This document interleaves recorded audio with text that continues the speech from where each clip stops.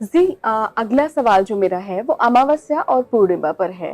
तो इन रातों का क्या रहस्य होता है? क्योंकि आपने कई गुरुओं को भी देखा होगा, वो कहते हैं कि जी पूर्णिमा की रात है, चंद्रमा अपनी फुल एनर्जी पे हम्म। होता है और साधनाओं के लिए ये रातें बहुत अच्छी हम्म। मानी जाती हैं। हम्म। तो इसके बारे में थोड़ा-सा अगर आप बताएँ? बिल्कुल। इट्स अ गुड क्वेश्चन, मैं बताता हूँ। देखो, पूर्णिमा और अमावस, हुँ, ये दोनों चीज को हमें समझने की जरूरत है कि अगर आप कभी असाइलम जाएंगे ना पूर्णिमा के दिन, तो हुँ, हुँ, जहाँ कुछ लोग अपने मानसिक संतुलन की वजह से वहां रह रहे हैं, या फिर आप भी खुद ऑब्जर्व करेंगे जब पूर्णिमा होती है, अगर हमारे अंदर कोई इमोशन है, गुस्सा, डिप्रेस्ड है अगर हम, तो वो और ज्यादा बढ़ जाता है पूर्णिमा के दिन। अगर आप देखोगे तो समुद्र का जो पानी है वो भी पूर्णिमा के दिन वो ऊपर जाने लगता है, वो पूरा बीच पे पानी आ जाता है। राइट? ऐसा क्यों हो रहा है? बिकॉज जो मून है वो पूरा उस एंगल पे है जहां हुँ, वो ग्रेविटी जो है मून की वो इतनी इफेक्ट कर रही है अर्थ पे हुँ, कि वो अर्थ के ऊपर जो पानी है ना, वो उसको भी हिला दे रही है। है ना। तो हमारा बॉडी जो है वो भी 70% वाटर बेस्ड है। राइट? और ये वाटर तो एक फिजिकल एंटिटी की मैंने बात करी, हुँ, हमारे शरीर में एक एनर्जी भी होती है जिस हुँ, पे कुछ लोग विश्वास नहीं करते, क्योंकि ये थोड़ी बात है कि ये साइंटिफिक नहीं है। लेकिन एक योगिक एक्सपीरियंस से बात करें तो एक एनर्जी हो जाए, फिजिकल एक्सपीरियंस से बात करें तो पानी हमारे अंदर 70% है। तो आप देखिए मून का जो इफेक्ट है उससे अगर ये समुद्र का पानी ऊपर जा सकता है, हमारे अंदर भी 70% वाटर है, हुँ, तो जब समुद्र का पानी ऊपर जाता है ना, वैसे ही हमारे अंदर की जो एनर्जी है वो ऊपर की तरफ उठती है पूर्णिमा के समय। इसी वजह से पूर्णिमा को बेस्ट माना जाता है। लेकिन ये कहते हैं लोग कि अमावस के दिन कुछ नया नहीं लाना चाहिए। हुँ, अमावस, आप देखिए जब अभी बहुत श्राद्ध सारी गया चीज़ें है ना, जलती हैं। श्राद्ध गया तब लोग कहते हैं कि अमावस के दिन कुछ नया मत करो, कुछ नया मत लाओ। ये कहानी बना दी गई, इसके पीछे का रीजन ये है कि अमावस के दिन थोड़ी एनर्जी नीचे की तरफ जाती है, क्योंकि ना सन होता है ना मून होता है। अब ये पीरियड तांत्रिक विधियों के लिए, अच्छा। जो ऑकल्ट साइंस है, उसके लिए बढ़िया है। हुँ, राइट? क्योंकि तब वैक्यूम क्रिएट हो जाता है, है ना। और जब पूर्णिमा है तो जो एक देखो, तंत्र में दो पार्ट होते हैं, लेफ्ट हैंड राइट हैंड, एक अच्छा एक बुरा। तो जो बुरा तंत्र है, जहां पर बुरा बुरा से मेरा मतलब है जहां डरावना तंत्र है, थोड़ी हाई लेवल साधना की हुँ, जाती है। हुँ, हुँ। बुरा कुछ नहीं है लेकिन हाई लेवल साधना, उनके लिए अमावस। हम जो है जो भक्ति भाव वगैरह करते हैं वो भी एक तंत्र का पार्ट है, हमारे लिए पूर्णिमा है। तो ये मून की साइकिल पे इतना सब डिपेंड करता है। इवन मेंस्ट्रुअल साइकिल भी मून पे डिपेंड करती है, इसी यस। वजह से वो मून फेज के साथ डिफाइन की जाती है साइंटिफिक टर्म में। हुँ, हुँ, हुँ। So that is the power of moon and sun और अर्थ। और कई बार बीच में जुपिटर आ जाता है, लेकिन मून और सन जो है वो हमारे थोड़े नजदीक है, तो उसकी जो पावर है वो अर्थ पे ज्यादा होती है।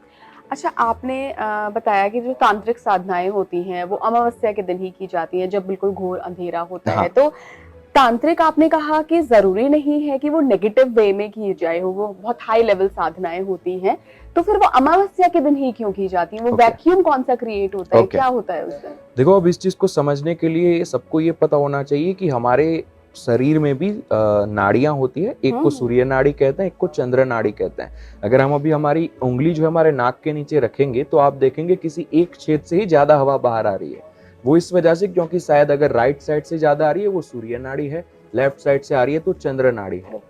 अब अगर आप सांसें बंद कर दे अपनी, हुँ, तो दोनों नाक के छेद से हवा आना बंद हो गया, हुँ, यानी सूर्य नाड़ी बंद हो गई, हुँ, चंद्र नाड़ी बंद हो गई। हुँ। और ये क्या हो गया, आपके अंदर एक वैक्यूम क्रिएट हो गया, क्योंकि सांस नहीं है, चंद्र नाड़ी सूर्य नाड़ी का इफेक्ट बंद, हमारे अंदर यही अमावस है। और देखिए कृष्ण भगवान ने जब मुंह खोला था, उनके हुँ, मुंह के अंदर विश्व के दर्शन हो गए थे। वो यहाँ पर ये दर्शाया जा रहा है कि हमारे अंदर जो ब्रह्मांड है हुँ। वही ब्रह्मांड बाहर भी है। इसी वजह से वेदों में भी कहा गया है अहम ब्रह्मास्मि, मैं ही ब्रह्मांड हूँ। तो आप देखिए हमारे अंदर जो अमावस हो रही है वही बाहर भी हो रही है, जब सूरज का कोई इफेक्ट नहीं है, हुँ, मून का कोई इफेक्ट नहीं है। हुँ। तो वो वैक्यूम बाहर जो है ना, वही हमारे अंदर भी इफेक्ट कर रहा है। तो तांत्रिक कुछ ऐसी क्रियाएं होती है, हाई लेवल साधना होती है, जिसमें हमें हमारे अंदर की नाड़ियों से भी खेलना होता है। अच्छा। राइट? है ना। तो इसी वजह से तांत्रिक विधियां कुछ होती है जिसके लिए अमावस चूज किया जाता है, ताकि वो जो बाहर का सिस्टम बन रहा है वो हमें अंदर से भी हेल्प करे।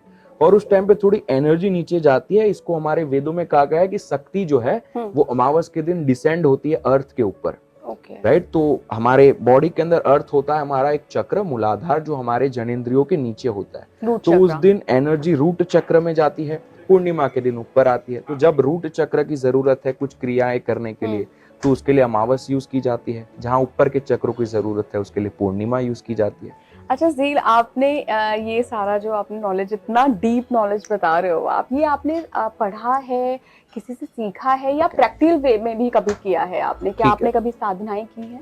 हाँ जी, मैं साधना कर रहा हूँ पिछले काफी सालों से, राइट। मेरे जो एंसेस्टर्स थे उनसे भी मुझे काफी कुछ लाइफ में मिला है, और मेरी लाइफ में जब एक पहले स्पिरिचुअल मास्टर आए थे तब से मैं मेडिटेशन और साधना वगैरह कर रहा हूँ, और ये इवॉल्व होती गई। अब कुछ लोगों को लगता है कि केवल स्क्रिप्चर्स पढ़ने से ही एक ज्ञान मिल सकता है, बट ऐसा नहीं है। जब आप एक पर्टिकुलर वे में स्पिरिचुअलिटी को अडेप्ट कर लेते हैं तो चीजें आपके सामने खुद खुलती जाती है। देखो, सारा ज्ञान हमारे शरीर के अंदर ही है, वेद भी यहीं से बना है। ब्रह्मा जी ने जब सोचा तो वही वेद बन गया, और कहते हैं ना, वेदों में सारी चीजों के बारे में बात की जाती है, पूरे ब्रह्मांड की सब चीजें वेद में मिल जाती है। दरअसल ये है कि वेद जो है वही ब्रह्मांड है, ब्रह्मांड है वही वेद है। जब ब्रह्मा जी ने सोचा वो वेद बन गया, वो एक ज्ञान है, ठीक है। वेद लिखी हुई पुस्तक नहीं थी जो ऊपर से टपक गई नीचे, वो एक ज्ञान था जो ऋषि मुनियों ने इकट्ठा करके वेद में लिखा। लेकिन वो एक ज्ञान जो ब्रह्मा जी ने सोचा, वही ज्ञान ब्रह्मांड है, वही ज्ञान वेद है। तो दोनों चीजें एक दूसरे में आपको मिल जाएगी, है ना।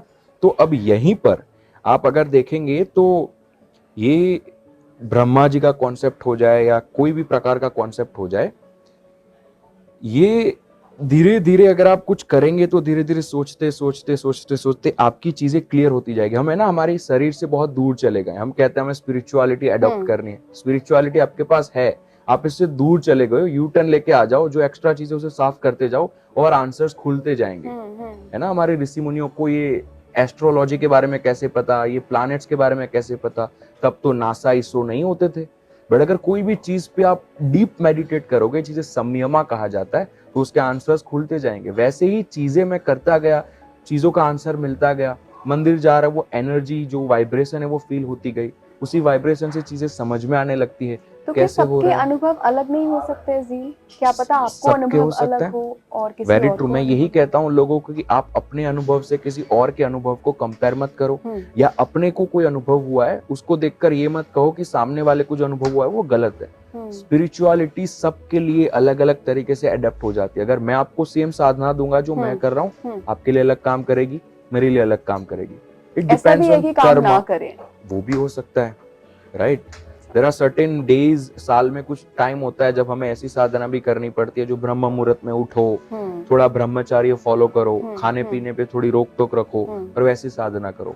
बाकी लाइफ में रेगुलर रूटीन की बात करें तो नॉर्मल साधना आज के टाइम पे तो इनफ है मेरे लिए, क्योंकि I am at that stage जहां मुझे पता है कि कैसे मुझे अपने आप को हैंडल करना है। बट कोई अगर नया है तो he have to be strict with his साधना की रेगुलर, जैसे नहाते हम शरीर को साफ करने, वैसे साधना करो अंदर साफ करने के लिए। सो मैं एक नॉर्मल साधना अब करता हूँ जो मिक्सचर है सभी चीजों का, जो अब सोशल लाइफ में बताना नहीं चाहिए। So I have to keep it secret. बिल्कुल बिल्कुल